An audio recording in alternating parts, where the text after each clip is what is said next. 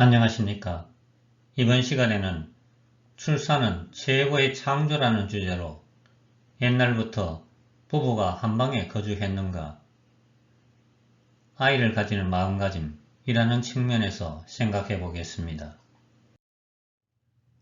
첫 번째, 옛날부터 부부가 한방에 거주했을까요? 요사이는 부부가 한방에 거주하는 것을 당연하게 여기지만 우리 조상들은 그렇지 않았어요. 모든 부부가 한방에 살게 된 것은 불과 얼마 전부터의 일입니다. 우리 조상들이 살던 전통과학은 안채와 바깥채가 구별되어 있었어요. 부인은 안채에서 남편은 바깥채에서 거주하였고 이는 4대국 가정일수록 더욱 철저하게 지켰어요. 따로 거주한다면 부부가 매일 잠자리를 같이 할 수 없죠. 평소에는 안채와 바깥채에서 따로 거주하다 특별한 경우에만 합궁했어요. 합궁이 예정된 날은 부부가 몹시 설레어 목욕제기하고 마음을 정갈하게 했을 겁니다. 합궁하는 절차에 자연의 원리가 숨어 있습니다. 오늘은 남편과 아내가 오랜만에 동침하는 날입니다. 그런 탓에 두 사람은 하루 종일 평소보다 몸가짐, 마음가짐을 정갈하게 하기 위해 애를 써요. 만났을 때 서로 좋은 상태여야 하니까요. 밤이 깊어 집안의 가족과 아이들이 모두 잠들었어요. 남편은 부인의 방으로 가기 위해 바깥채에서 안채로 건너가려 옷내무새를 가다듬습니다. 계절로 치면 따뜻한 봄날과 같이 온몸에 훈훈한 기운이 감돕니다. 설레는 마음을 다잡고 방문을 열고 마당을 걸어가는 것을 계절로 치면 봄이 깊어 갈 때 비유할 수 있어요. 안채, 디딤돌에 신발을 벗고 마루를 지나 안방문을 열 때까지가 여름의 문턱에 들어서는 거라고 볼 수 있어요. 마침내 안방에서 남편과 아내가 합궁하는 과정은 천둥 번개가 치는 뜨거운 한여름이라 할 수 있겠지요.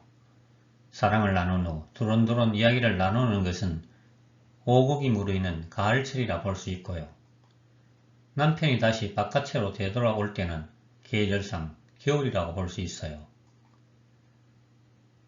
조상님들의 생활은 이와 같이 격과 절도가 있었답니다. 두 번째, 아이를 가지는 마음가짐. 아이를 가지기 위해서 어떤 준비를 해야 할까요? 아이를 생산하는 일은 이 세상에 태어나 인간으로서 할 수 있는 최고의 창조입니다. 이 세상 그 어떤 일보다 중요하다고 할 수 있어요. 생명을 탄생시키는 일이기 때문입니다. 따라서 아이를 만들어내는 의식은 경건하고 정성을 들여야 할 것입니다. 부부가 오랫동안 하늘의 정성을 들이다 배란기에 맞추어 목욕 재개하고 사랑을 나누어 수태된 아이와 술 취한 상태에서 일시적인 쾌락을 위하여 관계하여 태어난 아이 사이에는 분명 큰 차이가 있겠지요. 예술가가 작품을 만들 때 온통 그 작품에 마음을 쓰고 정성을 들여요. 예술 작품 하나 만들 때도 그렇게 심혈을 기울이는데 인간을 만드는 일에 소홀할 수 있겠습니까? 그런데 현실은 그렇지 못한 경우가 왕왕 있어요. 부모가 되려는 사람은 임신에서 출생까지 몸가짐, 마음가짐 등 모든 것을 가려해야 합니다. 그렇게 부모의 정성과 축복 속에 탄생시킨 아이는 인생이 순탄할 수밖에 없어요. 반면 만들 때부터 정성스럽지 않고 임신 중에 티격태격 불화하면서 태어난 아이는 스케줄에 차질이 와서 태어나서부터 반발하고 부모 속을 썩입니다. 임신 후 직장일 등으로 인하여 태교를 제대로 못한다고 걱정하는 엄마들이 있습니다. 별도의 시간을 내어 태교하는 것이 물론 좋겠지만 그런 여건이 되지 못할 경우에는 편안한 마음으로 맡은 일에 열중하는 것도 좋은 태교가 될 수 있어요. 태아에게 가장 큰 영향을 주는 것은 무엇보다 엄마의 태아에 대한 태도입니다. 원하지 않은 관계에 의하여 임신되거나 이 일이 너무 힘들어 임신 사실을 원망하는 경우에는 태아에게 성격장애, 성장장애 등이 나타난다고 하더군요. 어느 스님으로부터 들은 이야기입니다. 부모는 모두 그림을 전공한 대학 교수입니다. 아들이 둘인데 첫째는 공부도 잘하고 모범생이지만 둘째는 현관은 딴판으로 행동이 완전 개판이었어요. 두 사람 모두 화가여서 집에 화폭을 펼쳐놓고 그림 그리는 작업을 자주 하는데 작은 아이는 그림 그리는 것만 보면 화폭을 걷어차고 물감을 아무렇게나 칠하여 엉망을 만들어 놓아요. 부모에게 얻어맞기도 여러 차례 하였지만 영 고쳐지지 않아서 가깝게 지내는 스님에게 이유를 물어봤어요.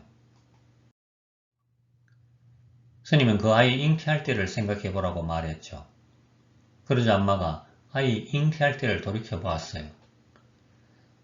당시 아이 엄마가 외국 유학에서 돌아와 화단의 새로운 사조를 공부한 것으로 이름이 알려져 큰 건물에 그걸 대작 벽화를 주문받아 그리게 되었어요.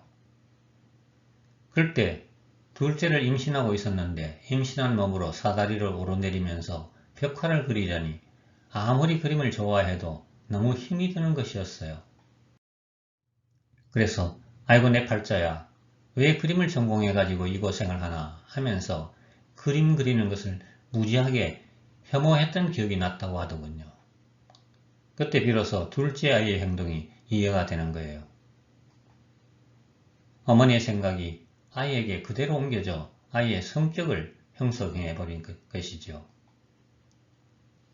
출산과 태교에 대하여 어떤 마음으로 임해야 할 것인지를 잘 보여주는 이야기입니다. 아이는 최고의 선물입니다. 최고의 선물을 받기 위해 어떻게 준비해야 할까를 생각한다면 그게 바로 훌륭한 태교가 될 수 있을 것입니다. 들어주셔서 감사합니다. 다음에는 난자와 정자의 만남에 대해 말씀드리도록 하겠습니다.